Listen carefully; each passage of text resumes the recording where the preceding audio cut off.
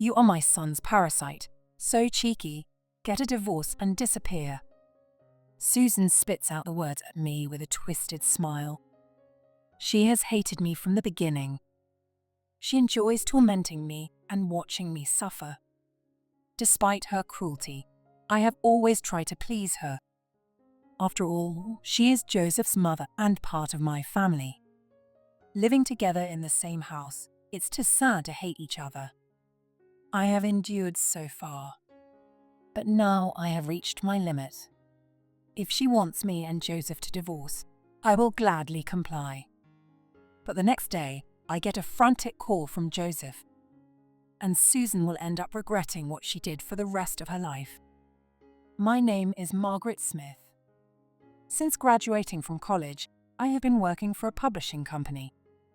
Even after giving birth to my daughter, Dorothy, I quickly returned to work, and now I'm a busy assistant editor. I live with Dorothy, my husband Joseph, and my mother-in-law Susan. We used to live in an apartment in Nebraska with just Joseph and Dorothy until Joseph's father passed away. Joseph didn't want to leave his mother alone, so we moved in with her. Back then, Susan was still a kind person. Thank you for living with this old lady. I've been so lonely since Dad passed away. She said this apologetically, looking downcast. Margaret, these clothes are wrinkled. Can't you even do laundry properly? Now she takes every chance to criticize me. Looking back, it seems she behaved because her strict husband was watching. But after he passed away, Susan felt free to act however she wanted. She became self-centered and lazy, not just bullying me, but also neglecting her responsibilities.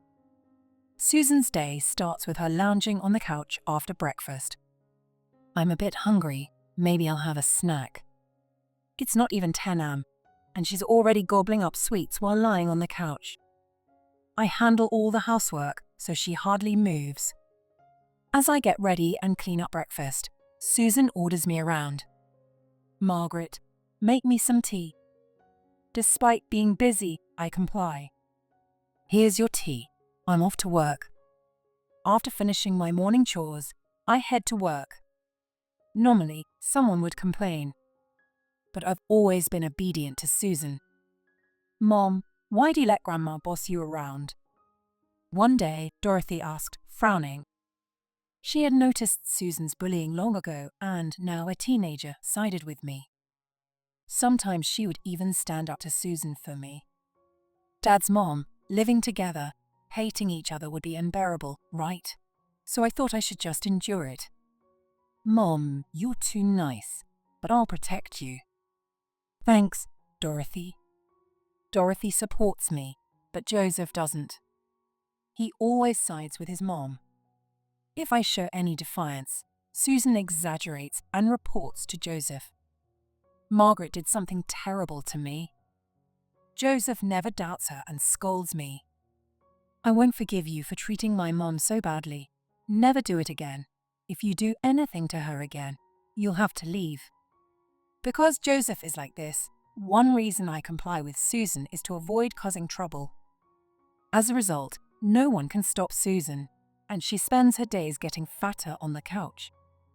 I'm worried that living like this will eventually harm her health, but if I say anything, she ignores me and complains to Joseph. These days, I quietly sigh when they're not looking and avoid any conflicts. I thought this would go on forever, but life suddenly changed. Susan collapsed and had to be hospitalized. She fainted when no one was home, and it was Joseph who found her when he returned to retrieve a forgotten item. If he hadn't come back, it could have been much worse. Joseph, shocked by his mother's collapse, took it out on me. If you were a stay-at-home wife, this wouldn't have happened. Joseph yelled at me tearfully when I rushed to the hospital after leaving work early. I understand his panic over his mother, but it's still unfair. I returned to work quickly after Dorothy was born because Joseph's income wasn't enough. His earnings vary greatly depending on his job performance. Though he can earn a lot if he tries, Joseph often slacks off, making excuses. Because of his unreliable income, I've been working hard all this time. I've explained our financial situation to Joseph, but he seems to have forgotten. I wanted to tell him to earn more if he wanted me to stay home, but I held back, knowing it would be pointless to argue now. Susan was semi-conscious during the ambulance ride, but regained consciousness later. The initial inspection couldn't determine the cause, so she was hospitalized for further examination. While Mom's in the hospital, you take care of her. I'm busy with work. Joseph arrogantly ordered me after the hospital admission. I'm also busy with work, but now is not the time to argue. Welcome home, Mom. How's Grandma? She's conscious, so she's okay, but they couldn't find the cause, so she'll stay for more inspection. Dorothy greeted me with concern when I got home. What do you mean, okay? As Joseph passed by us, he muttered complaints, taking his frustration out on me. Dorothy glanced at Joseph coldly before turning back to me. Is Dad going to dump everything on you? I'll help with the chores while Grandma's in the hospital. But you have your club activities, right? Dorothy is in the volleyball club and is quite dedicated. Last year, she competed in the national tournament. She dreams of going pro and is always busy with practice and studies. I didn't want to burden her, but she protested, looking slightly angry. Mom, you're trying to do everything again. My club is on break after the tournament, so don't worry. Dorothy, thank you. I almost cried at my daughter's kindness, but quickly held back my tears and smiled. With such a kind daughter, I felt we could get through this tough time. But, Margaret, get me some snacks. Susan, now conscious, was as demanding as ever, ordering me to bring her snacks despite her dietary restrictions. Mother-in-law, you can't. You have dietary restrictions. I don't care. I told you to get me snacks. Hurry up. Frustrated by her restrictive hospital stay, Susan yelled at me. When I refused, she turned red with anger and threw a cup at me. What are you doing? The cup was made of light plastic, so it only hurt a little when it hit me. If it had been glass, I might have been injured.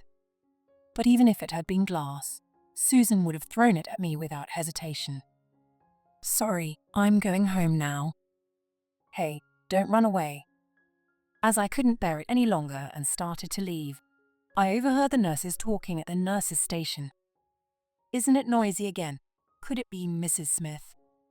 That woman is so troublesome. She sneaks out of her room to buy snacks from the shop. They found them hidden under her bed. Right. She never listens to warnings. Isn't it her own fault she ended up hospitalized? Hearing the nurses' conversation made my face flush with embarrassment. Susan is causing trouble not only for me, but for the hospital staff too. I hope the inspection results come out soon so she can be discharged. However, my hope was quickly shattered. A few days later, the results came back. It turned out Susan needed a liver transplant. Her years of unhealthy living were a major cause. We'll start donor testing immediately. You need to get tested too. Joseph rushed to get tested, but wasn't a match. I thought it was unlikely for me to match if Joseph didn't, but I got tested anyway. Surprisingly, I turned out to be a match. What will you do? Will you go through with the transplant surgery? The doctor asked quietly when I rushed to the hospital alone after hearing the results. Normally, I would have nodded right away. But at that moment, I couldn't answer immediately and asked for some time to think. What should I do? I wondered why I didn't immediately agree and felt a sense of unease growing inside me. I can't calm down somehow. I decided to take a break at the coffee shop in the hospital and started walking. On the way, I ran into Susan by chance. Mother-in-law, what are you doing here? Susan was holding large plastic bags in both hands. They were full of snacks. She had secretly changed out of her hospital gown into regular clothes to buy snacks from the shop without arousing suspicion. Despite all the warnings from me and the nurses, she showed no sign of remorse. Because you wouldn't listen to me, I had to buy them myself. You're such a useless daughter-in-law." After her usual insult, she held out her hand to me. "What's this hand for?" "Pay me back. I used my money because you wouldn't buy them for me. Hurry up and give me the money." She bought prohibited snacks and then demanded I pay for them. Feeling dizzy, I held my head. "I won't pay. Return those snacks to the shop right now." "What? Are you crazy? I just bought these." "I'm saying this for your health." But Susan ignored me, shouting and insulting me loudly. "You just want to make me suffer by banning everything, don't you? You're such an awful daughter-in-law. You always do things to make me miserable, don't you?" "No." I couldn't help but shout at my mother-in-law playing the victim. Susan looked surprised. I had never raised my voice to her before, and I was shocked myself, quickly covering my mouth with my hand. Taking a deep breath, I calmed myself and spoke quietly to her. "Only eating snacks will harm your health. Don't you want to get well and be discharged as soon as possible? Please, just listen to me a little." But Susan twisted her mouth into a smile and replied, "What? Who do you think you're lecturing? You are my son's parasite. So cheeky, get a divorce and disappear." The moment I heard those words, something snapped inside me. I felt a rush of emotions I'd been holding back. I had never fought back, always enduring. I believed it was better to avoid conflict and keep peace since we became family by chance. By not retaliating, things would stay calm. I endured to protect my family. But now, I couldn't take it anymore. The realization made me feel lighter. I turned to Susan with a smile. "Okay, I understand." Susan looked shocked at my sudden compliance. I turned my back on her and left. "All right, things are going to get busy from now." I stretched and smiled as I left the hospital.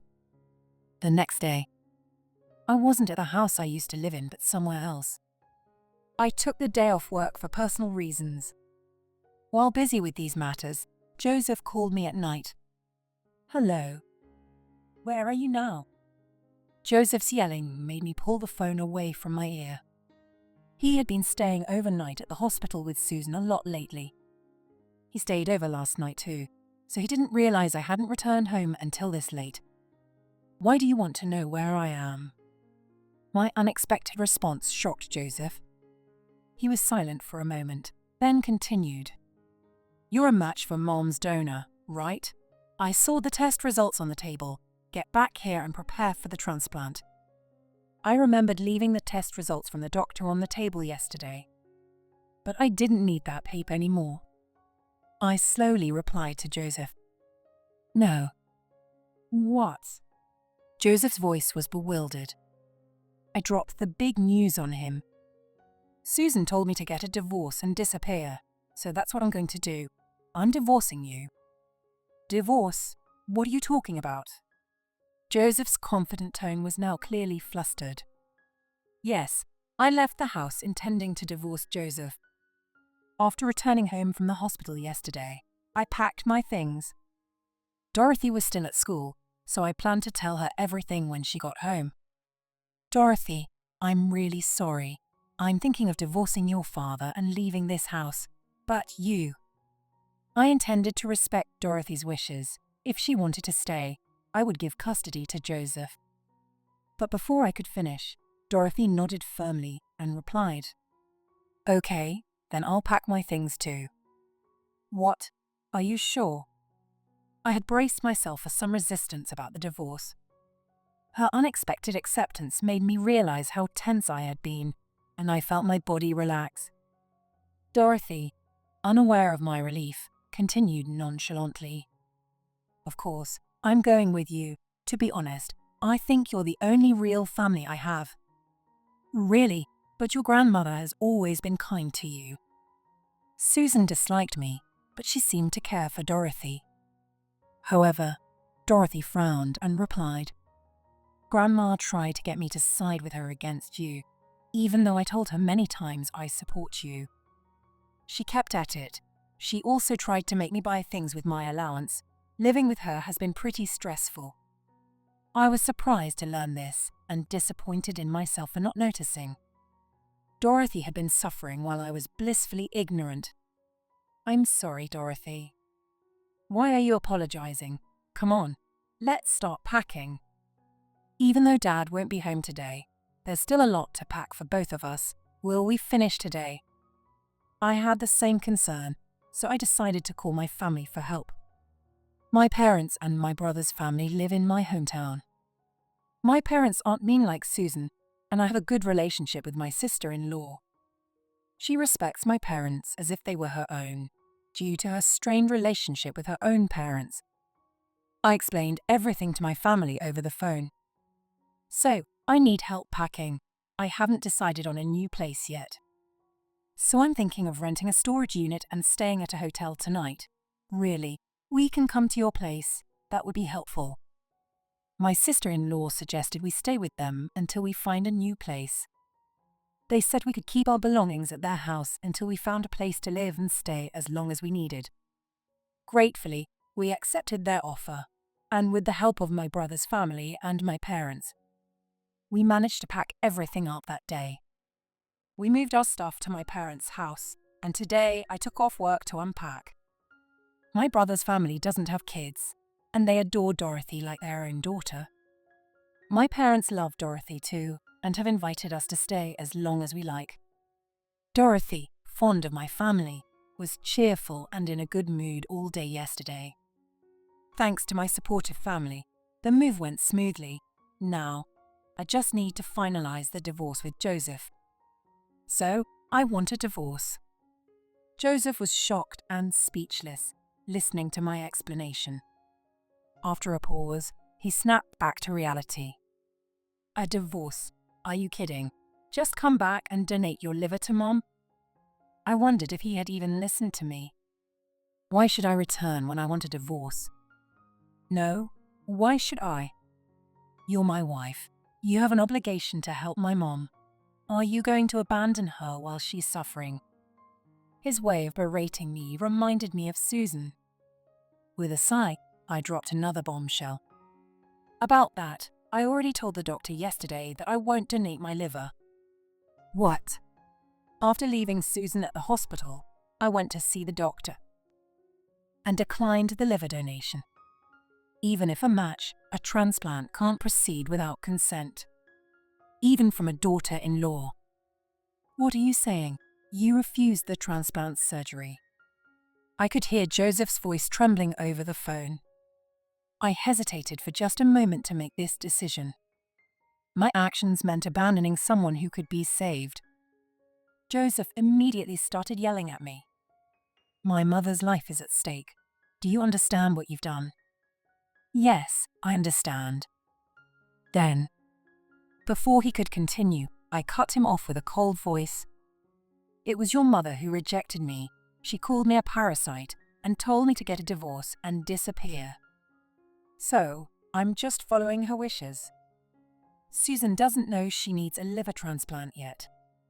Joseph had told the doctors and me not to tell her, fearing she would be shocked. If Susan knew she needed a liver transplant, and I was the donor, how would she react? Knowing her, she might temporarily pretend to be nice to save herself, but would revert to her old ways once recovered. Mom didn't know you were the donor match. Whether she knew or not, calling someone a parasite is outrageous.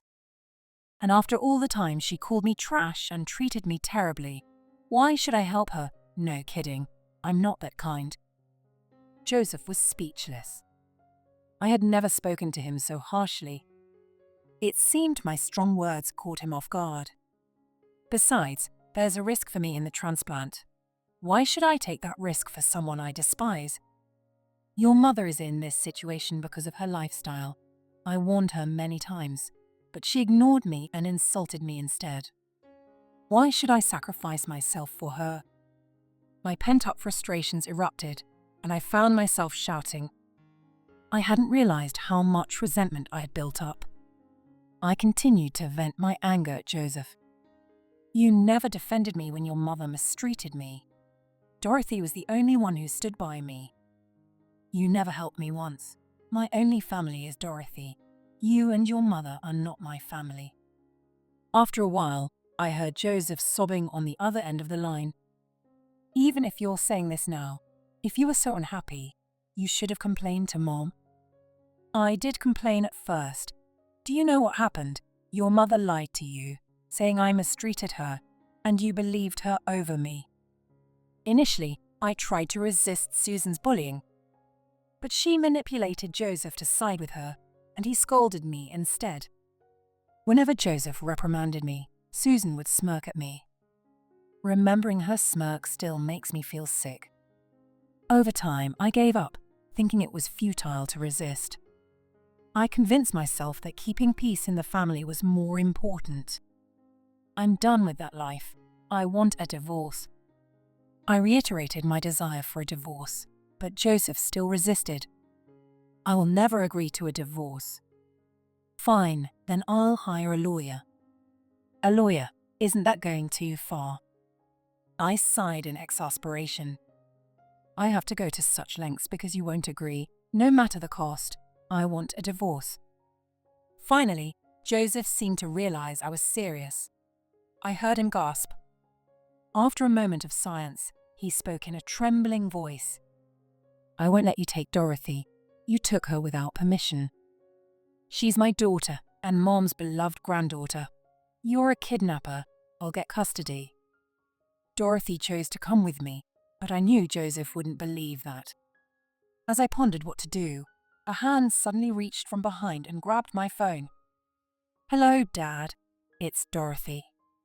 Dorothy took my phone and held it to her ear, her face emotionless. Dorothy, come home now. Forget that horrible mother and live with Dad and Grandma. Joseph's desperate plea was loud enough for me to hear. But Dorothy responded coldly. I would never live with you and Grandma. You're just trying to get custody. So you can dump all the housework on me since Mom is gone. Right, too bad. I'm not going to do what you want.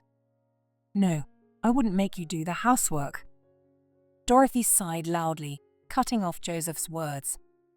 You made me do housework so many times when Mom was busy with work. Did you forget? You have a very convenient memory.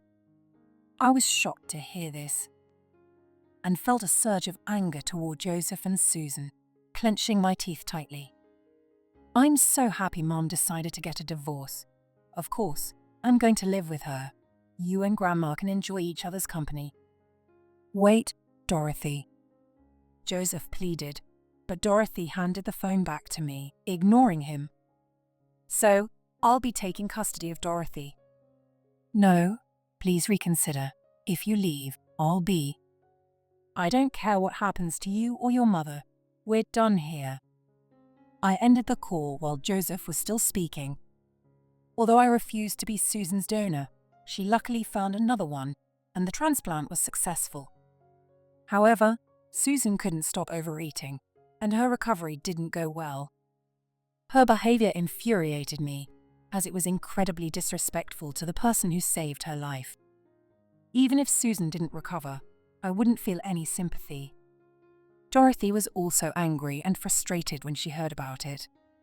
The nurses and doctors tried to stop Susan's overeating, but she yelled at them, claiming, "It's my body, and I can do what I want." When she first heard she needed a transplant, she begged the doctors in tears to save her. It seems Susan quickly forgot the favor she received. If I had been her donor, she would have reverted to her old ways of tormenting me. I'm glad I refused. Susan's behavior caused problems at the hospital, and she even became physically aggressive with the staff, leading to her transfer to another facility. Joseph, overwhelmed with paying for her treatment and his living expenses, could barely manage. With Susan's transfer, expenses increased and Joseph's situation worsened.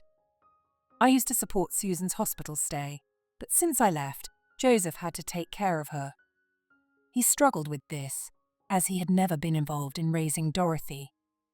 One day, Susan called me from the hospital's public phone. "Please, come back. Joseph can't take care of me." You know we're in the middle of a divorce process, right? If you're not divorced yet, you're still family.